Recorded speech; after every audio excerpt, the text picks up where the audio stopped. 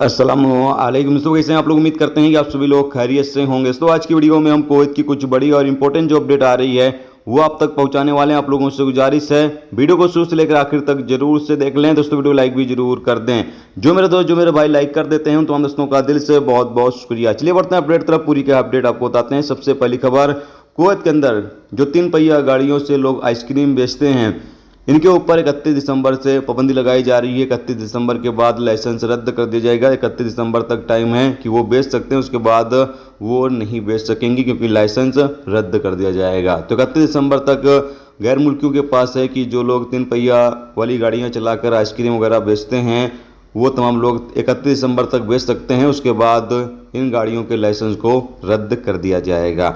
इसके अलावा अगली अपडेट यह है कि कुवैत में 4.378 मिलियन का लेन देन कुवैत के साहिल एप्लीकेशन पर किया गया है। बताया गया है कि पिछले महीने साहिल एप्लीकेशन में 12 नई सर्विसें ऐड की गई हैं, जिसकी मदद से कुवैती नागरिक और प्रवासी ज़्यादातर सर्विस जो है वो ऑनलाइन अब लेने लगे हैं और घर बैठे साहिल एप्लीकेशन से अपना सारा काम करने लगे हैं। तो पिछले एक महीने में बताया गया है कि 4.378 मिलियन का लेन देन साहिल एप्लीकेशन से किया गया है। तो साहिल एप्लीकेशन अब इंग्लिश वर्जन में भी आ रहा है, तो इससे ज़्यादा लोग जो है फ़ायदा उठा सकते हैं।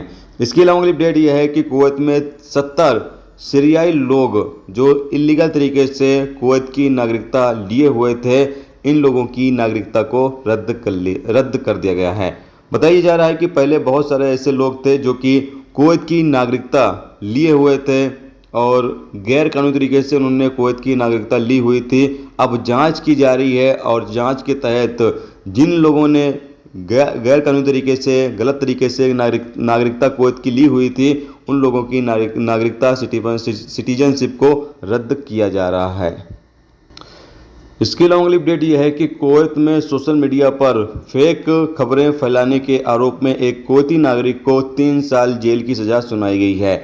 अपडेट के मुताबिक बताया गया है कि ये एक्स यानी ट्विटर जिसको कहा जाता है उस पर गलत खबरें फैला रहा था। इसकी वजह से इस बंदे को गिरफ्तार किया गया और उसके बाद इसको 3 साल जेल की सज़ा सुनाई गई है। और कहा यह गया है कि कुवैत के अंदर कोई भी शख्स फेक खबरें कुवैत की फेक खबरें फैलाता है तो उस बंदे के खिलाफ ऐसे ही कानूनी कार्रवाई की जाएगी। उन लोगों के खिलाफ कानूनी कार्रवाई की जाएगी जो कुवैत में रहकर या कुवैत से बाहर रहकर कुवैत के हवाले से गलत जानकारी गलत खबरें फैलाएंगे। दोस्तों ये थी आज की कुवैत की कुछ बड़ी और इम्पोर्टेंट अपडेट, इम्पोर्टेंट खबर जो आप तक पहुंचा दी गई।